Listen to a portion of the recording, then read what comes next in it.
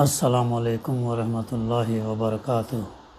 اعوذ باللہ من الشیطان الرجیم، بسم اللہ الرحمن الرحیم۔ وما ارسلنا من قبلک الا رجالا نوحی الیہم من اہل القری افلم یسیروا فی الارض فینظروا کیف کان عاقبۃ الذین من قبلہم وَلَدَارُ الْآخِرَةِ خَيْرٌ لِلَّذِينَ اتَّقَوْا أَفَلَا تَعْقِلُونَ حَتَّى إِذَا اسْتَيْأَسَ الرُّسُلُ وَظَنُّوا أَنَّهُمْ قَدْ كُذِبُوا جَاءَهُمْ نَصْرُنَا فَنُجِّيَ مَن نَّشَاءُ وَلَا يُرَدُّ بَأْسُنَا عَنِ الْقَوْمِ الْمُجْرِمِينَ لقد كان في قصصهم عبرة لأولي الألباب ما كان حديثا يفترى ولكن تصديق الذي بين يديه وتفصيل لكل شيء وهدى ورحمة لقوم يؤمنون۔ صدق اللہ العلی العظیم۔ رب اشرح لي صدری ويسر لي امری واحلل عقدۃ من لسانی یفقہوا قولی۔ رب زدنی علما۔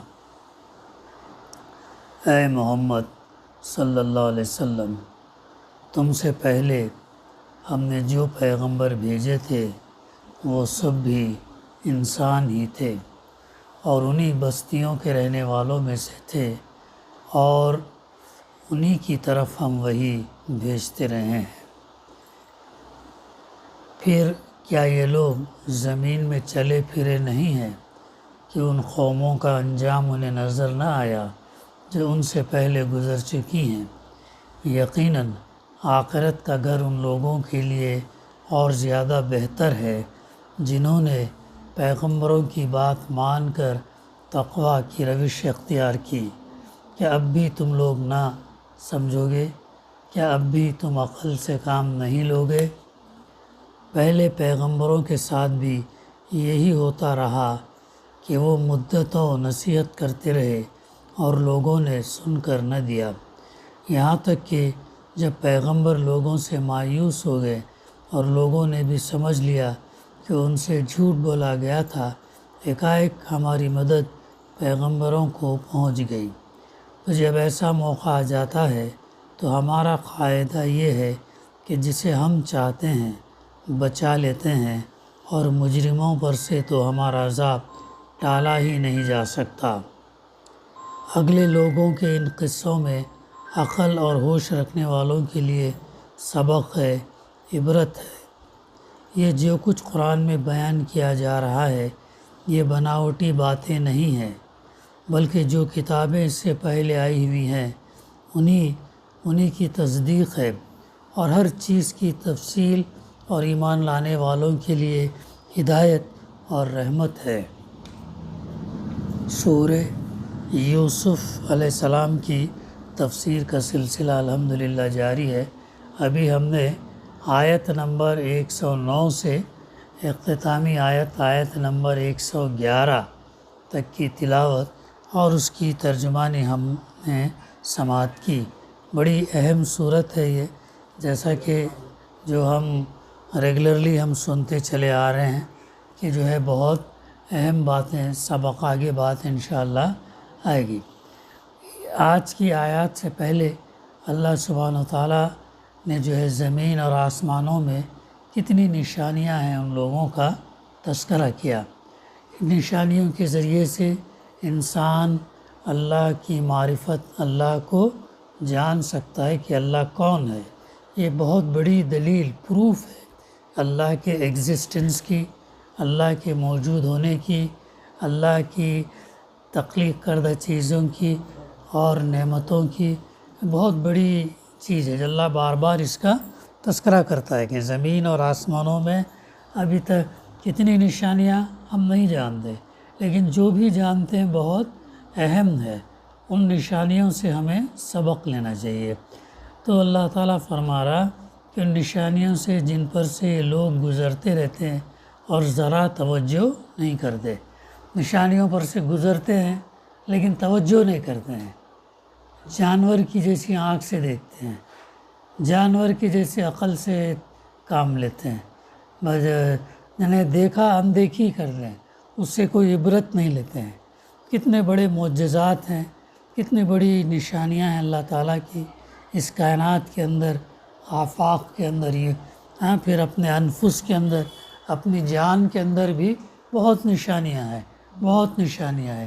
میڈیکل اسٹوڈنٹس وغیرہ جو بتاتے ہیں کہ کیسی کیسی نشانیاں ہیں انسان کی تخلیق، اور تخلیق کے بعد انسان کے سننے کا، دیکھنے کا، اس پر غور کرنے کا، پھر جواب دینے کا، زبان کا، کتنے چیزیں ہیں۔ تو یہ کیسے ہو گئی یہ چیزیں؟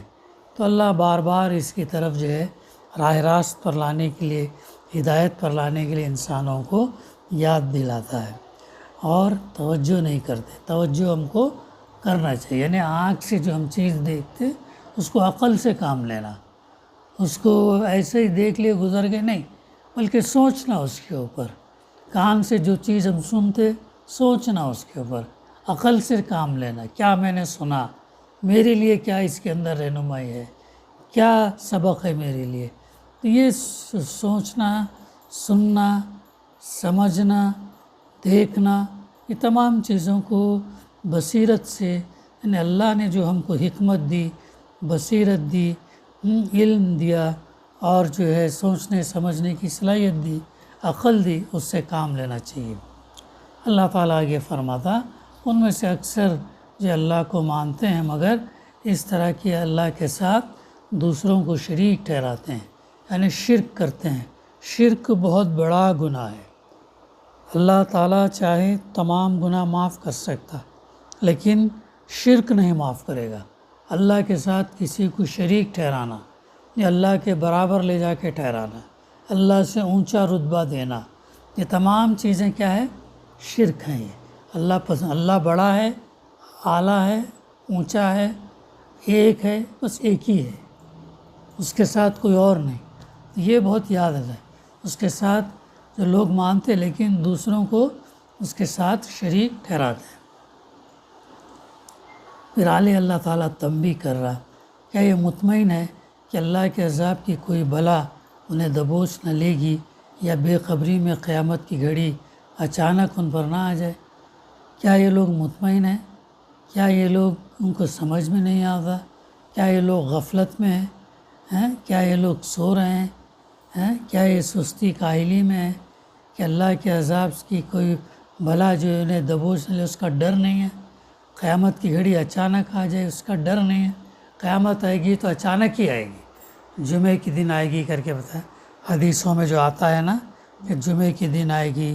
اللہ کے رسول صلی اللہ علیہ وسلم نے کئی نشانیاں اس کے تعلق سے بتائے ہیں، تو آئے گی تو پھر وہ اچانک آئے گی۔ تو اللہ تعالیٰ آگے فرما رہا، قُلْ هَٰذِهِ سَبِيلِي أَدْعُو إِلَى اللَّهِ، ہم ان سے صاف، اب تم ان سے صاف کہہ دو کہ میرا راستہ تو یہ ہے، میں اللہ کی طرف بلاتا ہوں۔ میرا راستہ قرآن کا راستہ ہے، میرا راستہ سیدھا راستہ ہے، میں ان کو اللہ کی طرف بلاتا ہوں۔ میں خود بھی پوری روشنی میں اپنا راستہ دیکھ رہا ہوں، اور میرے ساتھی بھی۔ اب یہ جو ہے راستہ جو ہے ہر انسان کو پل صراط پر سے گزرنا ہے۔ پل صراط کیا ہے؟ بال سے زیادہ باریک، تلوار سے زیادہ تیز، اس پہ سے کیسے گزریں گے؟ اس کے اوپر سے بال سے زیادہ باریک۔ یہاں چلنے کے لیے ہم کتنا راستہ لیتے ہیں؟ کم سے کم 1.5 فٹ 2 فٹ چلنے کے لیے تو لگتا ہی ہے، اور وہ اللہ تعالیٰ کیا بال سے زیادہ باریک، تلوار سے زیادہ تیز کیسے گزریں گے؟ تو اللہ تعالیٰ قرآن مجید میں تذکرہ کرتا کہ جو لوگ ایمان والے ہیں، جن کے اعمال اچھے ہیں، وہ روشنی کے مانند گزریں گے، پلک جھپکتے گزریں گے۔ اور جن کا اعمال کمزور ہے، جن کے نور کمزور ہے، تو دھیرے دھیرے جائیں گے۔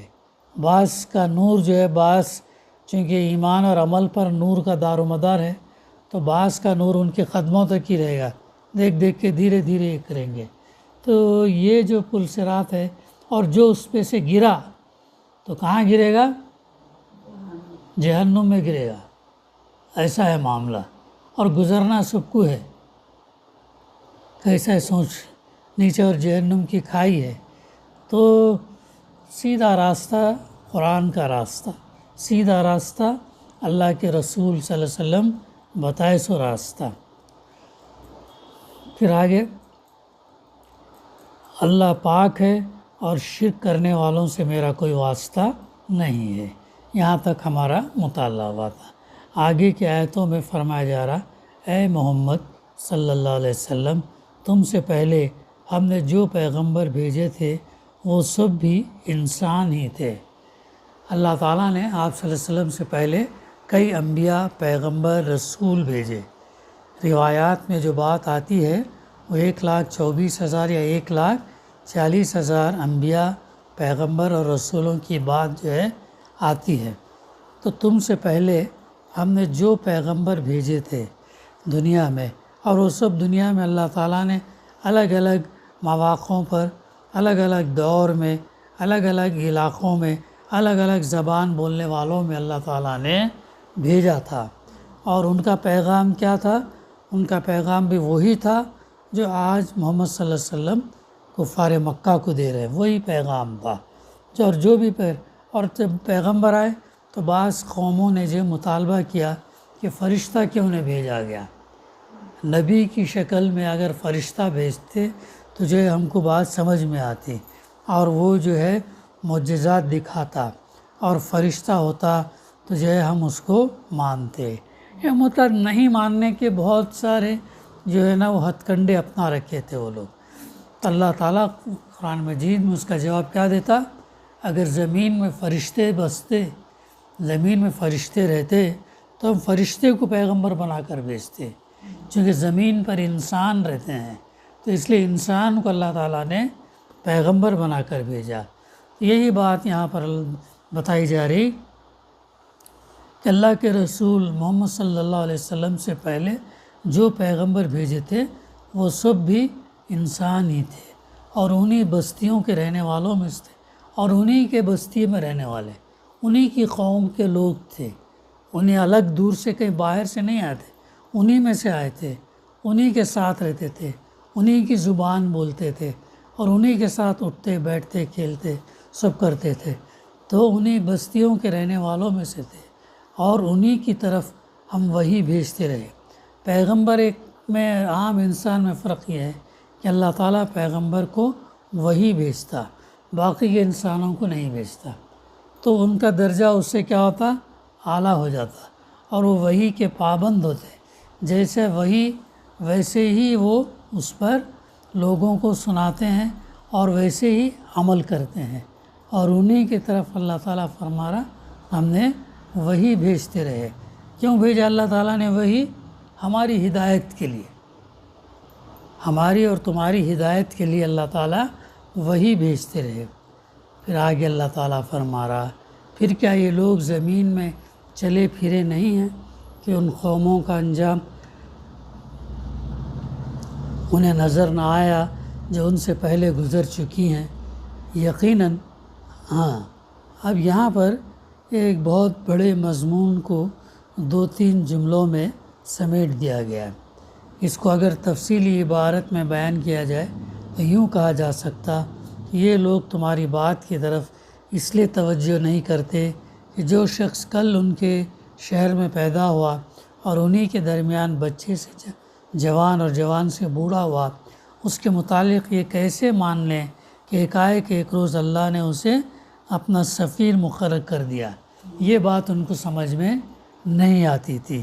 کیسے ہم مان لیں ہمارے ہی درمیان رہنے والا شخص، ہمارے ہی گاؤں میں محلے میں پیدا ہونے والا شخص، ہمارے ساتھ اٹھنے بیٹھنے والا شخص کو اگر وہ دعویٰ کر دے کہ مجھ پر وحی آتی ہے، میں پیغمبر ہوں، تو ہم کیسا مانیں گے؟ لیکن یہ کوئی انوکھی بات نہیں۔ مفسر لکھتے ہیں جسے آج دنیا میں پہلی مرتبہ انہی کو سابقہ پیش آئے ہو، اس سے پہلے بھی اللہ اپنے نبی بھیج چکا، اور وہ سب بھی انسان ہی تھے۔ پھر یہ بھی کبھی نہیں ہوا کہ اچانک ایک اجنبی شخص کسی شہر میں نمودار ہو گیا اور اس نے کہا کہ میں پیغمبر بنا کر بھیجا گیا ہوں، بلکہ جو لوگ بھی انسانوں کی اصلاح کے لیے اٹھائے گئے وہ سب ان کی اپنی ہی بستیوں کے رہنے والے تھے۔ یہ بھی بہت اہم، اللہ تعالیٰ دیکھو کتنا ان کو شک اشکال سے نکالنے کے لیے کوئی بھی شبہات نہیں رکھا، تو انہی میں سے اٹھایا، چلتا پھرتا بازار جاتا آتا، بیوی بچے رکھتا، انہی میں سے کسی کو اللہ نے چن لیا، چن کر وہ ذمہ داری ڈالی۔ وہ کوئی اعزاز نہیں بلکہ بہت بڑی ذمہ داری کا کام ہے، اللہ کا پیغام اللہ کے بندوں تک پہنچانا، اللہ کے قانون کی نفاذ دنیا کے اندر کرانا بہت بڑی ذمہ داری ہے، اور یہ ذمہ داری اللہ کے رسول صلی اللہ علیہ وسلم نے پوری کی۔ آج کیا ہے؟ آج ہمارا مقصد ہمیں کلیئر نہیں ہے، ہمارا آبجیکٹ کیا ہے، ہم کیوں زندہ ہیں، ہمیں کرنا کیا ہے، یہ ہم کو کلیئر نہیں ہے۔ کوئی کسی کے پیچھے بھاگ رہا ہے، بے تکا بھاگ رہا ہے، پیسے کے پیچھے، مال کے پیچھے، زر زمین زن کیا ہے وہ جو کہا، تو اس کے پیچھے انسان دنیا کے اور جتنا بھاگتے جائے گا انسان اتنا دنیا آگے نکلتی جائے گی۔ کیا ہوگا؟ جتنا دنیا کے پیچھے بھاگیں گے اتنا دنیا آگے بھاگے گی، اور اللہ کے لیے جتنا ہم جائیں گے، اللہ کے پیچھے جتنا ہم چلیں گے تو اللہ اتنا ہم کو مدد دے گا، اللہ سے اتنا قریب ہم ہوں گے۔ یہ ہمیں طے کرنا ہے، کتنا دنیا کے لیے کرنا ہے، کتنا ہے ضرورت کے لیے دنیا میں جینے کے لیے کرنا ہے، ضرورت سے زیادہ نہیں۔ یاد رکھنے کی بات ہے، بہت اہم بات ہے۔ تو انسان جو ہے اس کے مقصد کیا ہو گئے؟ الگ الگ ہو گئے، کوئی کسی کے مقصد کے پیچھے بھاگ رہا ہے، کر رہا ہے، یہ سب کام ہے۔ اب جب اس کا وقت قریب آتا تب اسے سمجھ میں آتا کہ ہائے میری کم بختی ہے، میں نے کیا کیا، ایسا ہوتا۔ جب موت قریب آتی تبھی انسان کو سمجھ میں اس سے پہلے وہ دنیا کے مشغولیات کے اندر ملوث ہو جاتا اور اس کے پیچھے دوڑ لگی ہوئی رہتی۔ یہ ہمارے کو جائزہ لینا، ٹھہرنا، سوچنا، غور کرنا، جلد بازی نہیں کرنا، جلد بازی شیطان کا کام ہے، صبر سے کام لینا، یہ تمام چیزیں ہیں۔ تو انبیاء کیا کرتے تھے؟ وہ انسانوں کی اصلاح کے لیے اٹھائے گئے تھے، اور وہ سب ان کی اپنی ہی بستیوں کے رہنے والے تھے۔ موسیٰ علیہ السلام، عیسیٰ، ان سے پہلے عیسیٰ علیہ السلام، ابراہیم علیہ السلام، نوح علیہ السلام، آخر کون تھے؟ اب تم خود ہی دیکھ لو کہ جن قوموں نے ان لوگوں کی دعوت اصلاح کو قبول نہ کیا اور اپنے بے بنیاد تخیلات اور بے لگام خواہشات کے پیچھے چلتی رہیں، ان کا انجام کیا ہوا؟ جنہوں نے انبیاء کی بات مانی ان کا معاملہ دنیا میں بھی ٹھیک، آخرت میں بھی ٹھیک، اور جو لوگوں نے نہیں ماننا تو ان کا انجام بھی دیکھ لو تمہارے سامنے کیسا ہوا۔ یہ سبق ہمارے کو ملتا ہے۔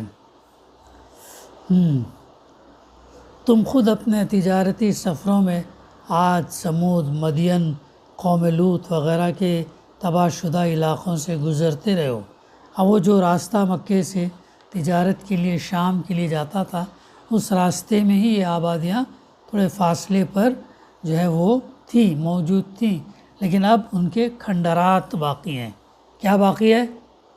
کھنڈرات باقی ہیں۔ بڑے بڑے طاقتور قومیں تھیں، قوم عاد، پہاڑوں کو تراشتے تھے، گھر بناتے تھے، محلات بناتے تھے پہاڑوں کے اندر۔ آج بھی ہندوستان کے اندر کہاں پر ہیں؟ کہاں پر ہیں حماد کیوس؟ کہاں پر ہیں؟ کہاں ہے؟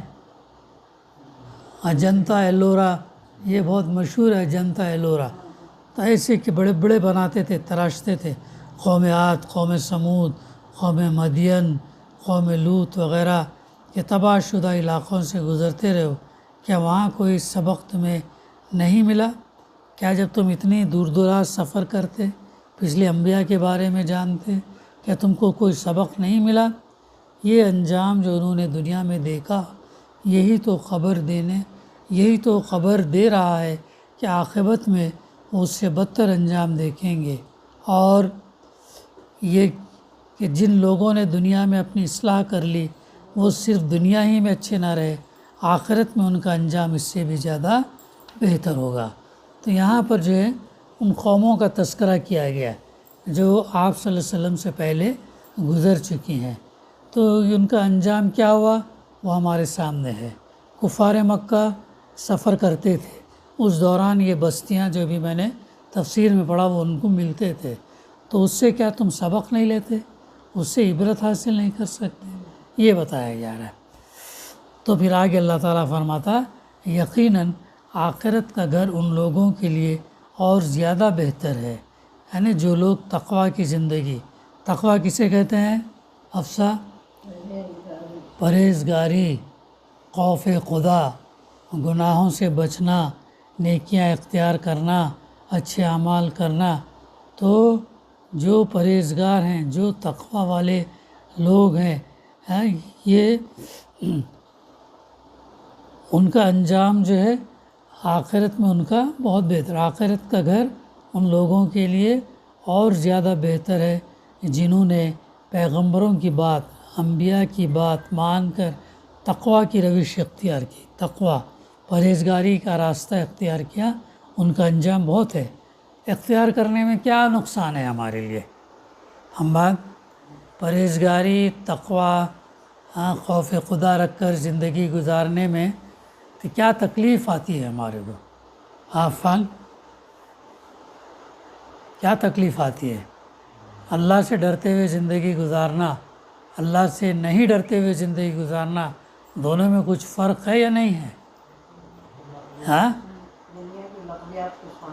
ہاں، دنیا کی لغویات کو چھوڑنا پڑتا، ہاں، اور لغویات، لغو چیزیں، فالتو چیزیں، غیر ضروری، ان چیزوں کو چھوڑنا پڑتا ہے، کام آنے والی نئی چیزیں چھوڑ کر اپنی زندگی کو کیا ہے بامقصد بنانا، ایک مقصد آبجیکٹو گول رکھنا۔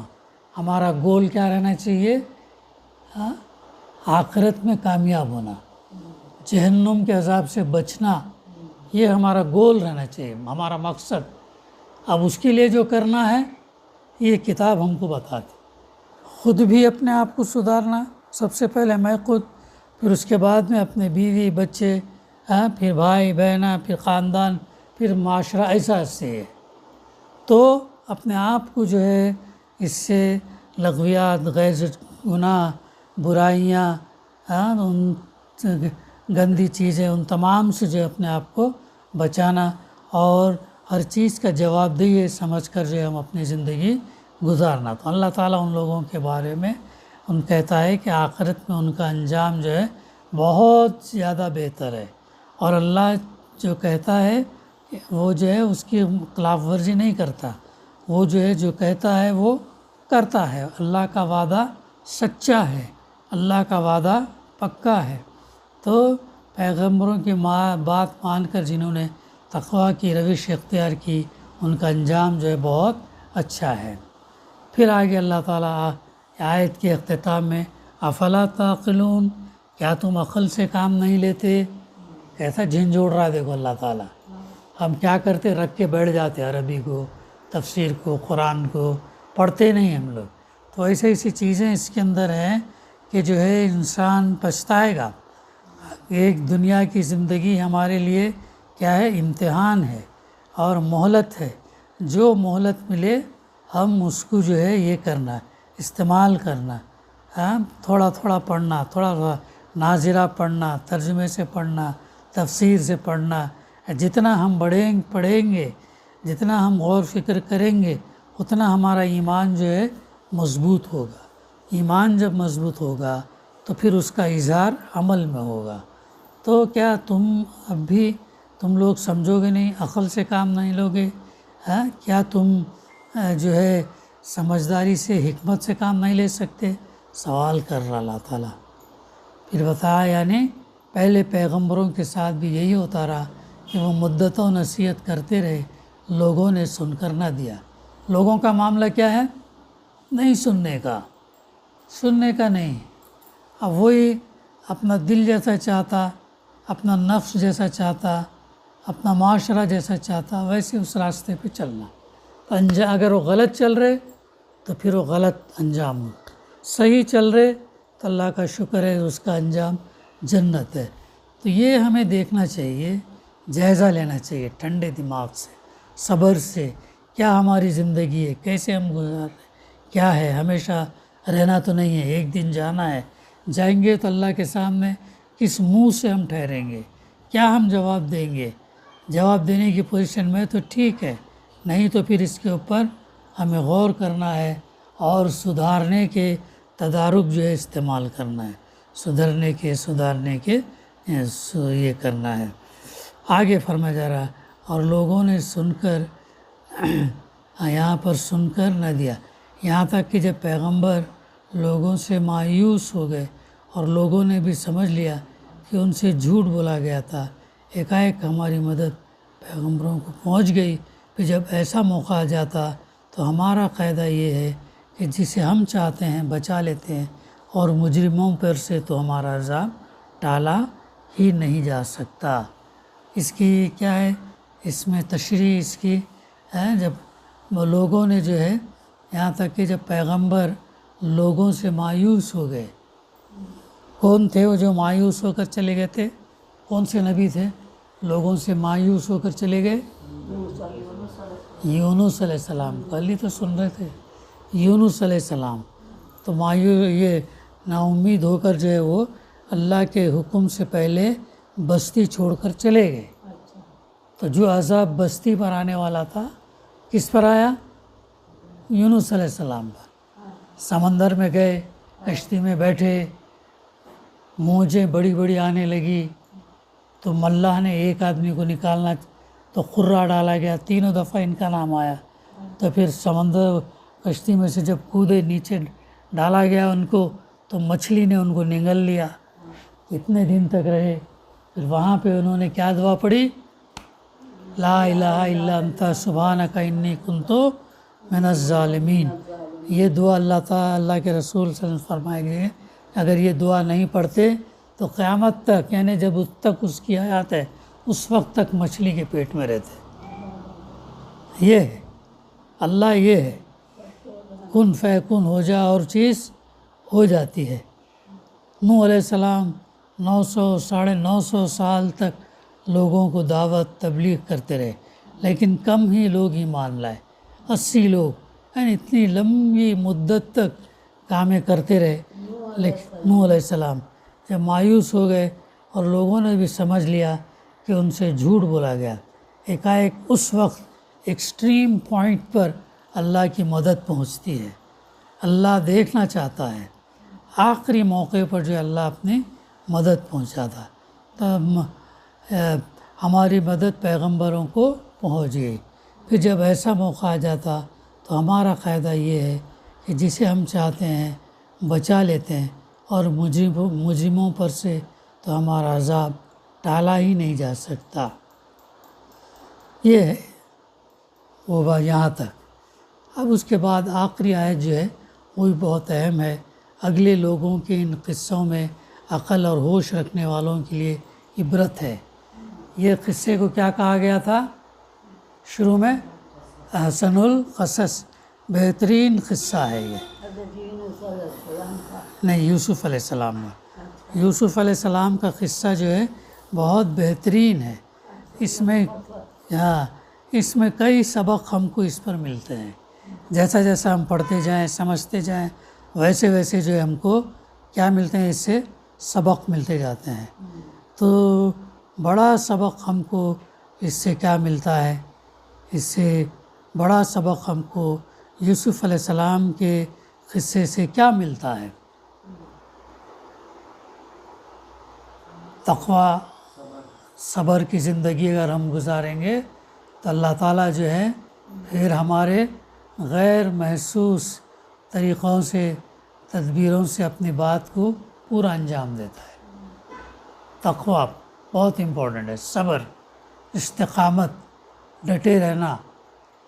صبر وہ والا نہیں کہ ایک گال پر کسی نے مارا تو دوسرا بھی دے دیے مجھے یہاں پر بھی مارو کر کے، نہیں، استقامت، اپنے جو بات ہے اس پر جمے رہنا، ڈٹے رہنا، حرکت کرنا، ثابت قدمی۔ تو اس قصے کے اندر اور کیا کیا ہم کو نصیحت ملتی ہے اس سے؟ صبر تو ایک بہت بڑی کس کا صبر ہے اس کے اندر؟ یعقوب علیہ السلام کا صبر ہے، یوسف علیہ السلام کا صبر ہے، کنویں میں ڈالنے کے بعد سے کیا کیا انہوں کرتے گئے۔ صبر کے علاوہ اور کیا سبق ملتا ہے ہمارے کو؟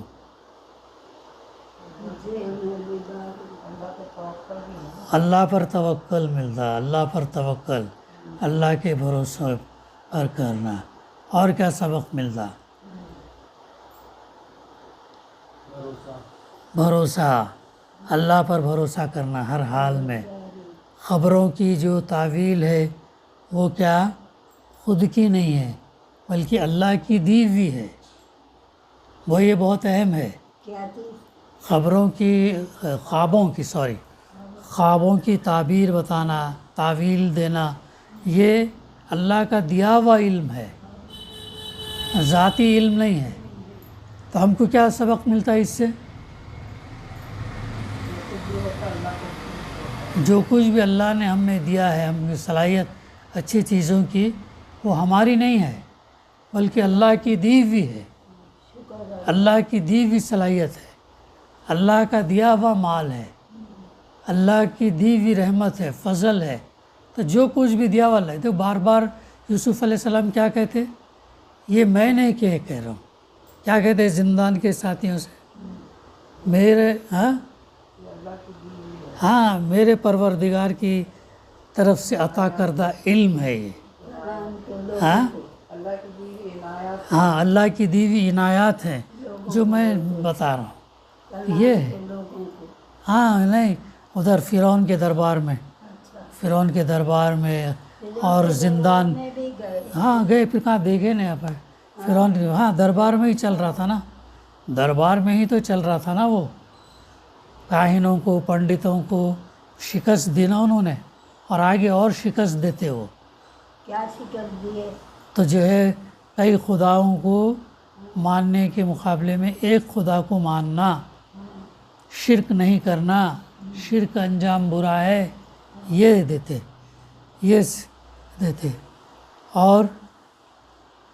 اور کیا سبق ہے ہمارے لیے؟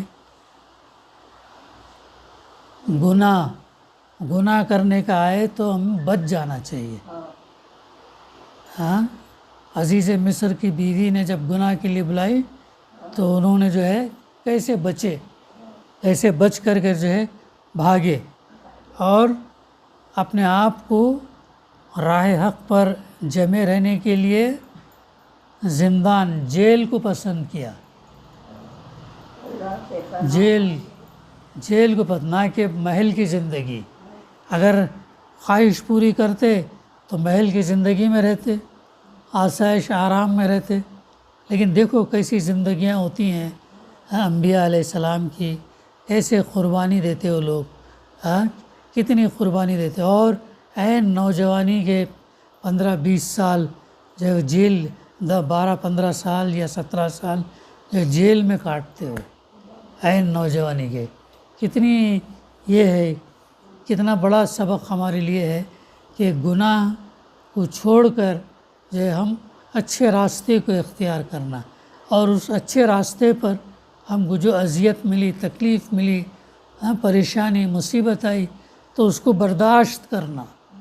برداشت کرنا بھی ایک بڑا سبق ہے۔ وہ حماد موبائل چھوڑو، امپورٹنٹ پوائنٹس سے بند کر رکھو سائڈ میں۔ تو مشکل حالات میں، مصیبت میں، پریشانی میں، تنگی میں اللہ کا دامن نہیں چھوڑنا، اللہ سے توکل، اللہ پر بھروسہ، اور اللہ کی مدد بھی جو ہے ایکسٹریم میں آتی ہے، ایکسٹریم میں، مصیبت میں، پریشانی میں، ہے نا۔ اور تنگی کے بعد آسانی ہے، تنگی کے ساتھ ہی آسانی ہے۔ تو اس صورت کے اندر، اس واقعے کے اندر بہت سبق ہے، جتنا ہم غور کرتے جائیں گے اور آیتوں کے ذریعے سے اتنا جو ہے ہم کو سبق ملتا جائے گا۔ تو اللہ وہی فرما رہا، اگلے لوگوں کے ان قصوں میں عقل اور ہوش رکھنے والوں کے لیے عبرت ہے، ہر ایک کے لیے سبق نہیں ہے اس میں، ہر ایک کے لیے نہیں کہا، عقل رکھنے والوں کے لیے، ہوش رکھنے والوں کے لیے، سنجیدہ لوگوں کے لیے، شعور رکھنے والوں کے لیے سبق ہے، نہیں ایک کان سے سنے دوسرے کان سے نکل جائے، کل کیا سنے تھے کیا تھا معلوم نہیں، ایسا ہوتا ہے، ایسا نہیں ہونا چاہیے۔ یہ واقعہ سننے کے بعد ہمارے اندر کچھ نہ کچھ تبدیلی آنا چاہیے، چینج آنا چاہیے۔ دیکھو یوسف علیہ السلام نے کیسے اپنے نفس کو مارا، کیسے اپنے خواہشات کو دبا دیا اور اس کے مقابلے میں جیل جانا پسند کیا، ایسے یعنی بلند مقاصد کے لیے کتنا زبردست۔ اور پھر ہم آگے یہ بھی دیکھتے ہیں کہ انہوں نے اپنے اخلاق اور کردار کے ذریعے سے جیل کے لوگوں کو، قیدیوں کو چینج کر دیا۔ کیا چیز تھی؟ اخلاق تھی، ان کا کردار تھا۔ اس سے کیا ہمارا اخلاق کیسا ہونا چاہیے، ہمارا کردار کیسا ہونا چاہیے، یہ سبق ہم کو ملتا۔ پھر اسی اخلاق، کردار، ایمان کے بلبوتے پر پورے مصر کے اندر دین اسلام کا غلبہ آ گیا۔ کتنا بڑا کام ہے، اکیلا آدمی کیا، غور کرو یہ بات، اکیلا آدمی کیا، اس کے ساتھ ہاں بعد میں جیل کے آدمی آئے، لیکن اکیلے اگر وہ ہمت ہار جاتے، کنویں میں جو ہی بیٹھ جاتے، کنویں میں ہی انتقال ہو جاتا تو چیپٹر کلوز ہو جاتا، لیکن کنویں میں بھی اللہ سے دعا کیا، اندھیرے میں بھی اللہ سے مدد طلبی، مدد آئی، قافلے والے لے گئے، بھیج دیے، وہ تمام چیزیں ہماری سامنے ہیں۔ تو اللہ تعالیٰ یہی فرما رہا، عقل اور ہوش رکھنے والوں کے لیے اس واقعے کے اندر سبق ہے، لیسن ہے، اپنی طور پر بھی پڑھ کر اس کو تم لوگ غور کرو، تفسیر پڑھو اور غور فکر کرو۔ اب آگے یہ جو کچھ قرآن میں بیان کیا جا رہا ہے، جو کچھ قرآن مجید میں بیان کیا جا رہا ہے، یہ بناوٹی باتیں نہیں ہیں، یہ بناوٹی باتیں نہیں ہیں، بلکہ جو کتابیں اس سے پہلے آئی ہوئی ہیں انہی کی تصدیق ہے، اور ہر چیز کی تفصیل اس قرآن کے اندر کیا ہے، جو بناوٹی باتیں نہیں ہیں۔ قرآن کے اندر ہدایت کے لیے اور جو انسان کی ضرورت کے لیے جو علم ہے، وہ علم کی باتیں اس کے اندر ہم کو ملتی ہیں۔ اس سے پہلے جو کتابیں آئی تھی قرآن مجید کی تصدیق کرتی ہیں، اور ہر چیز کی تفصیل اور ایمان لانے والوں کے لیے کیا ہے، ہدایت اور رحمت ہے۔ تو ایمان لانے والوں کے لیے یہ کتاب جو ہے کیا ہے، ہدایت ہے، رحمت ہے۔ تو کیا ہم کو اس سے محروم رہنا چاہیے؟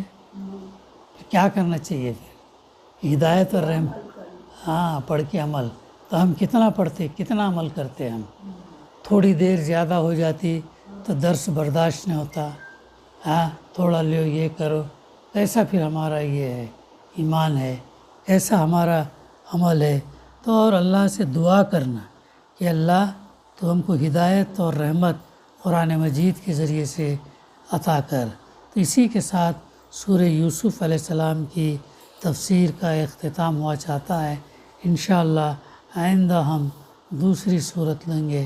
دعا ہے کہ اللہ سبحانہ وتعالیٰ کہنے سننے سے زیادہ صحیح سمجھنے، عمل کرنے اور اس پیغام کو پہنچانے کی توفیق عطا کرے۔ ربنا تقبل منا انک انت السمیع العلیم وتب علینا انک انت التواب الرحیم۔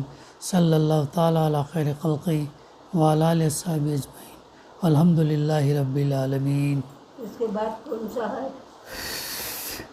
سورہ رعد، راز مانے بجلی، ہاں، کڑک۔